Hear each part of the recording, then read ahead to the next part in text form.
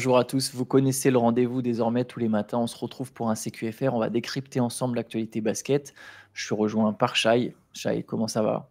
Très bien, depuis cette nuit et la late session. Fidèle au Exactement. rendez-vous, évidemment. Late Session qui est disponible sur Twitch en replay et qui le sera aussi sur YouTube à partir de demain, si je ne dis pas de Exactement, bêtises. c'est ça.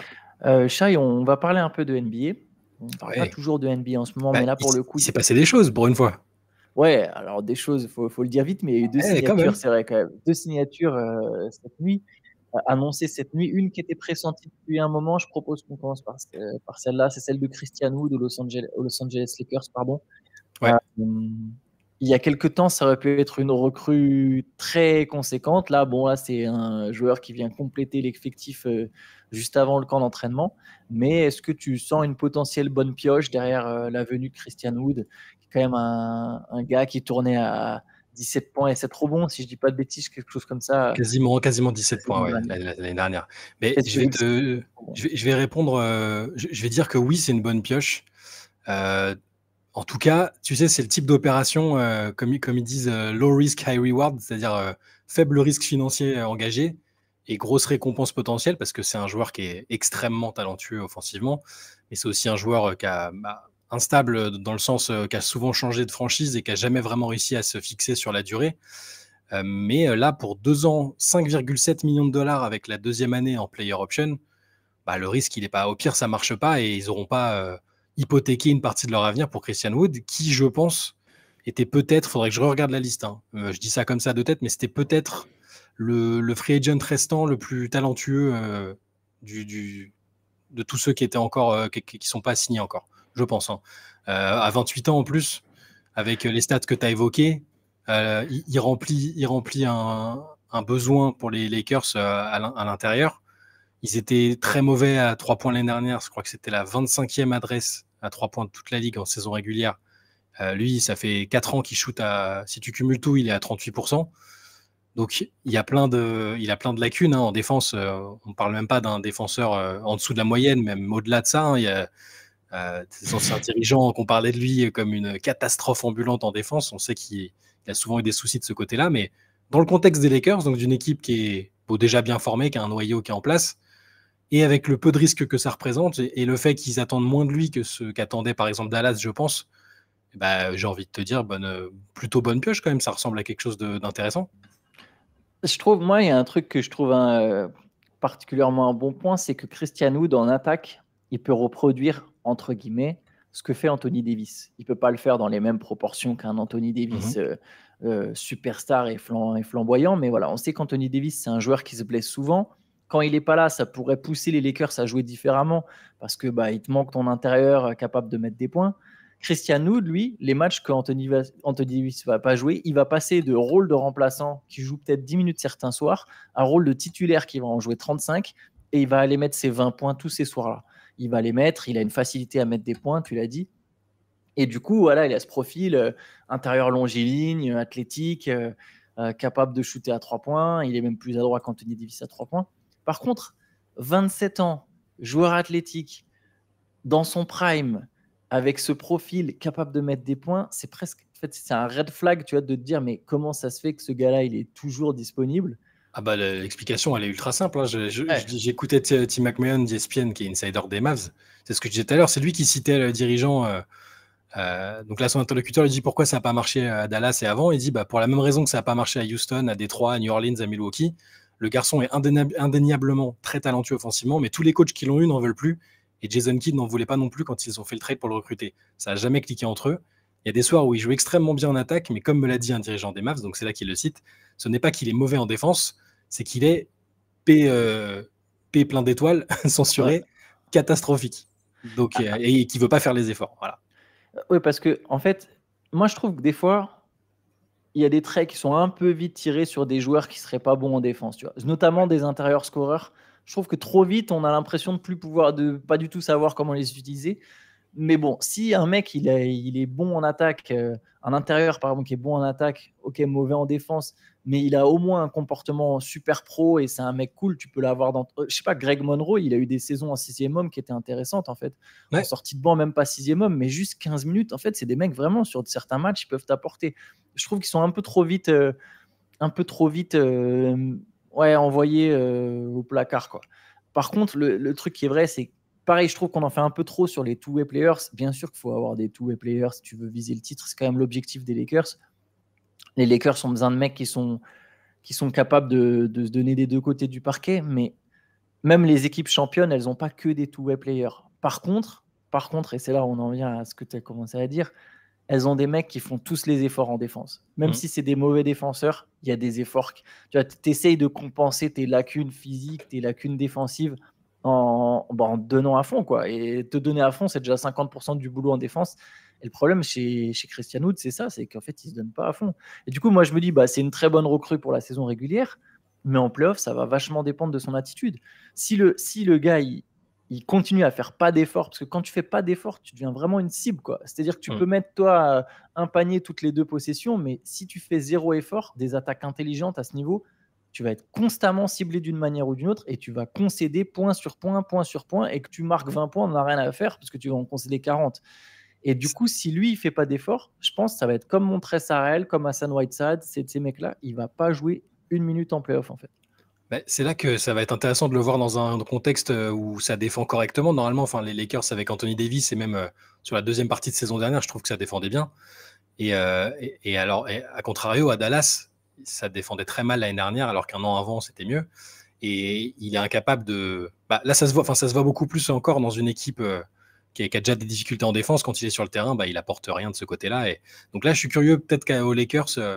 Après, ils vont peut-être juste lui demander de l'apport offensif, c'est possible. Enfin, je lisais que c'était l'un des 4 seuls joueurs en activité en NBA de plus de 2,6 m, donc des intérieurs en gros quasiment, qui a inscrit au moins 100 paniers à 3 points sur chacune des 2 dernières saisons avec Vucevic, Markkanen et Jaren Jackson.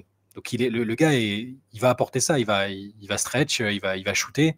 Et c'est ça, dans tous les cas, ce sera une plus-value pour les Lakers. Après, sur le reste, tout dépend du temps de jeu et du rôle qui sera le sien. Ils ont pris aussi Jackson Hayes à l'intérieur qui va avoir du temps de jeu. Enfin, tout ce qui est bon pour permettre à Davis de ne pas jouer poste 5 et pour pas qu'il fasse du boudin, c'est bon à prendre. Donc là, dans tous les cas, au pire, ça ne marche pas. Ils n'ont pas engagé énormément d'argent. Ils ont tenté un pari. Voilà, je trouve que l'opération, elle est intéressante. Ils ont attendu assez longtemps de voir ce que serait le marché pour lui. Et voilà, moi, à l'heure qu'il est, je dis bonne pioche. Oui, non, mais en tout cas, sur le papier, ça peut être une bonne pioche. Ça reste, ça approfondit encore un peu plus l'effectif. Et oui, au pire, ils auront un mec qui joue pas. Après, bon, c'est aussi un gars qui, dans le vestiaire, alors, je pense pas qu'il puisse faire exploser un vestiaire comme celui des Lakers. Surtout que je ne veux pas le présenter comme un mec qui fait exploser les vestiaires.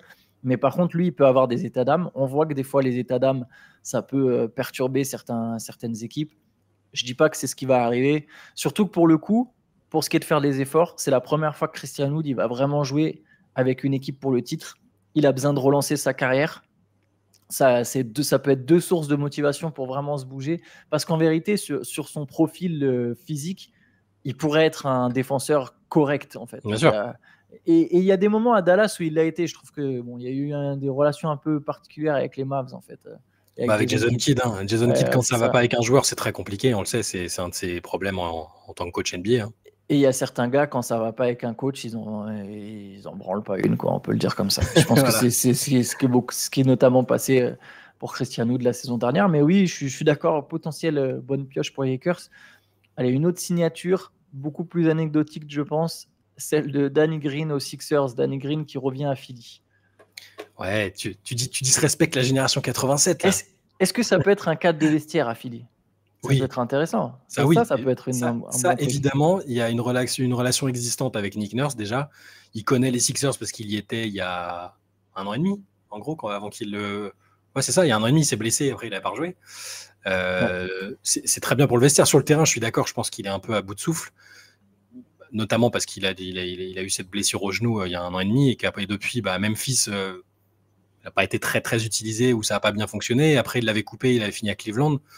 Donc je pense qu'il peut toujours être une présence intéressante dans un vestiaire. On sait que c'est important d'avoir des vétérans comme ça. Là, c'est juste que c'est bon à Philadelphie.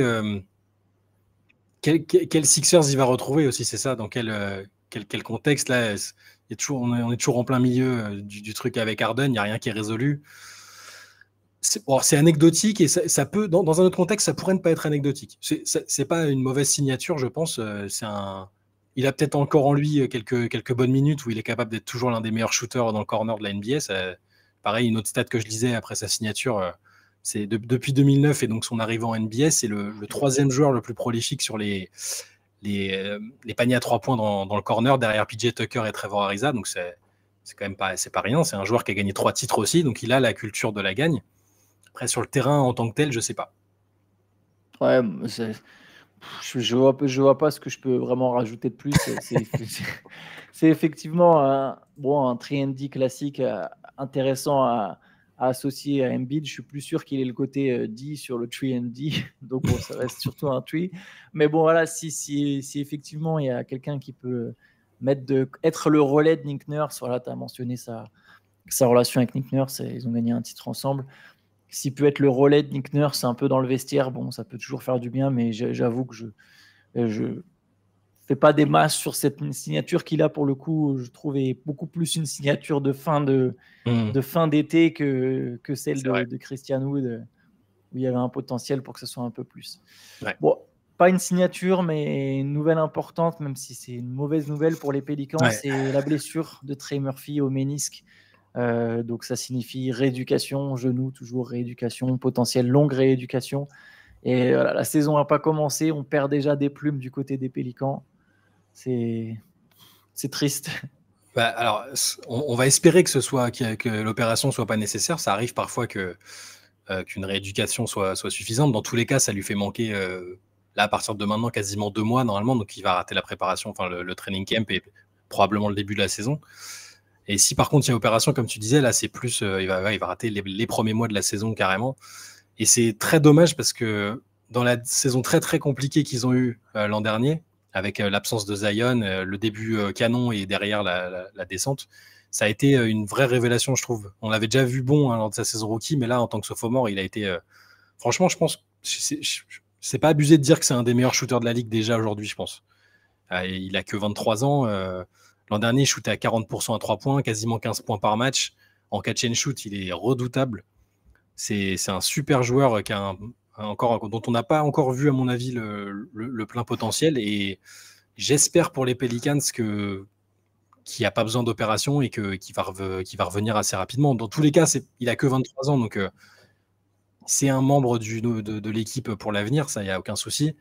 Mais c'est dommage que déjà à ce stade de la saison, sur un workout individuel, qui est pas encore, ils n'ont pas encore repris la préparation collective, mais c'est très dommage. Donc, et ils ont ça donc à déplorer. Il y a toujours des interrogations autour de Zion qui a l'air de bien travailler. Hein. Les images qu'on a vues sont plutôt rassurantes. On essaie de les analyser à chaque fois. Est-ce qu'il a l'air en forme physique et tout? Les dernières photos et images sont plutôt intéressantes. Mais Trey Murphy, ouais, je trouve que c'est quand même un coup dur. Ouais, et puis c'est un profil vraiment important pour les Pélicans. Il n'y a pas 50 000 shooters aux Pélicans. C'est une équipe qui aura justement, le spacing va être super important à New Orleans entre Zion, Brandon Ingram, CJ McCollum. C'est quand même des mecs qui ont besoin de la balle. Alors Ingram, McCollum, ils peuvent mettre des tirs, mais c'est pas des joueurs spot-up. Hein. Ça n'a jamais été ça et ça sera sans doute jamais ça. C'est des gars qui ont besoin du ballon. Zion aussi. Pour ça aussi qu'on aimerait des fois voir ce que ça donne Zion et Ingram vraiment ensemble. On peut jamais le voir sur des longues séquences, donc ça c'est intriguant. Et Trey Murphy, lui, pour le coup, à l'inverse, c'est un mec qui a pas besoin de la balle, mais qui est quand même une menace en attaque. Et c'est parfait d'avoir un joueur comme ça autour de tous ces manieurs de ballon. Il va leur manquer, que ce soit pour 2 mois ou pour 6. Voilà, il vaut mieux évidemment 2 que 6. C'est un joueur qui va leur manquer. C'est un mec qui est quand même passé de 4 à 14 points par match entre sa première et sa deuxième saison, notamment parce qu'il a eu beaucoup plus de temps de jeu. Mais voilà, il y a eu une vraie évolution. Et oui, tu parles d'avenir, tu as raison. Évidemment qu'il fera toujours partie de l'avenir. Mais le problème à New Orleans, c'est qu'on n'est pas tant sur une équipe d'avenir au final. On est sur une équipe qui a envie de gagner maintenant. Je pense même pas qu'on puisse la considérer comme une équipe d'avenir parce que ça sous-entendrait que l'avenir est safe autour de Zion et c'est pas le cas. On sait pas. Il y a toujours des incertitudes sur combien de temps il va rester à New Orleans, combien de temps il va rester en bonne santé, etc. Donc c'est une équipe qui a quand même une certaine pression. Et même si lui est jeune, donc lui à titre individuel, oui, il y a le temps. Mais bon, les Pélicans, eux, pour le coup, n'ont pas vraiment le temps et ont besoin de commencer très vite, très fort. Donc, non, je suis d'accord avec toi. Mais l'an dernier, quand ils ont commencé fort, on disait que c'était un outsider intéressant à l'Ouest. Donc, pour moi, si Zion est rétabli et qu'autour les autres sont là, ouais, c'est pas une équipe d'avenir, c'est une équipe qui doit jouer le top 5 de l'Ouest sans aucun souci. On verra. C'est un peu dommage. Trey Murphy, je revois ce match où il met 9 ou 10 tirs à 3 points l'an dernier. Enfin, il y a plusieurs matchs où il a vraiment en volume et en adresse. C'est dans une NBA où le shoot est, voilà, c'est un poncif. Ça veut dire que c'est devenu ultra important. Il est quand même redoutable de ce point de vue-là. Donc voilà, on va lui souhaiter un bon rétablissement et qu'il revienne vite pour les Pelicans. Ouais, c'est clair. Sachant que c'est un joueur long en plus, donc c'est vraiment le top. Trey Murphy, c'est un profil très intéressant. On va parler un peu de la Coupe du Monde. Ouais. Il y avait le début des quarts de finale hier. J'ai fermé la page avec les scores. Là, je sais que je vais aller de tête. La Serbie a battu la Lituanie 87-68, je pense, de tête. On est sur 19 points d'écart. Je te le redis dans à peu près une seconde et demie, 87-68. Voilà. Ok, donc j'avais le bon score. Et les États-Unis ont gagné 100-65. Ils ont gagné 100-63, ouais. Ok, 160. J'étais pas loin. Je me souvenais qu'ils avaient mis pile 100 points. Donc les États-Unis qui ont roulé sur l'Italie. Allez, par quoi on commence peut-être par les Américains. Ouais, grosse réaction. Réaction. Peut-être leur meilleur match de la compétition dans le sérieux défensif. Quand ils sont agressifs comme ça et sérieux en défense, c'est très, très, très dur à moins de. Enfin, en tout cas pour l'Italie. Pas pour dénigrer les copains italiens, mais je pense que c'était trop léger pour espérer inquiéter les États-Unis. Là, quand Team USA joue comme ça, là, ils ont vraiment une tête de vainqueur. Faudra voir sur le prochain tour parce que le défi sera autre que contre l'Italie, mais c'est clair que quand ils sont tous impliqués comme ça, que ça joue aussi sérieux, là, c'est impressionnant et là, on peut les imaginer aller au bout, clairement. Après, je trouvais que l'Italie était vraiment on en avait parlé, c'était pas du tout, enfin pour moi, un adversaire qui n'était pas du tout taillé pour jouer le Team USA. Mais ça enlève rien en fait à l'éclatante victoire. Ils ont su mettre la pression défensive, notamment, qui est nécessaire pour eux pour gagner. Quand les Américains défendent fort sur le ballon, sur les porteurs de balles, sont durs sur l'homme, c'est la meilleure équipe du tournoi. La question maintenant, c'est de se dire, parce que tu vois, il y a eu un relâchement après leurs 3 premiers matchs. Je trouvais qu'il y avait un relâchement contre Monténégro et contre la Lituanie. Ils ont même perdu contre la Lituanie. En mode, bon, ça a l'air facile cette Coupe du Monde. La Lituanie a servi de piqûre de rappel. Ils ont roulé sur l'Italie. Faut qu'ils restent sur cette mentalité de se dire on doit vraiment rouler parce que l'écart de niveau, notamment, imaginons que ce soit l'Allemagne qui passe contre la Lettonie, quart de finale qui est là aujourd'hui, ce matin même. Si tu te dis non, mais enfin, s'il y a un relâchement, ils vont être surpris par l'écart de niveau qu'il peut y avoir entre l'Allemagne et l'Italie. Voilà, je parle de l'Allemagne. C'est même vraiment pas pour écarter la Lettonie, qui est aussi une très grosse équipe, mais je pense que l'Allemagne a notamment athlétiquement et défensivement une équipe qui est vraiment capable de poser des problèmes aux Américains. Et voilà, à eux de ne pas se dire qu'il n'y a qu'un petit gap. Il y a un gros gap entre l'Allemagne et l'Italie. Je pense que ça peut être une demi-finale très piège si les Américains ne commencent pas sérieusement. Si les Américains jouent leur jeu défensif et des contre-attaques, il n'y a personne qui les arrête sur ce tournoi, je pense.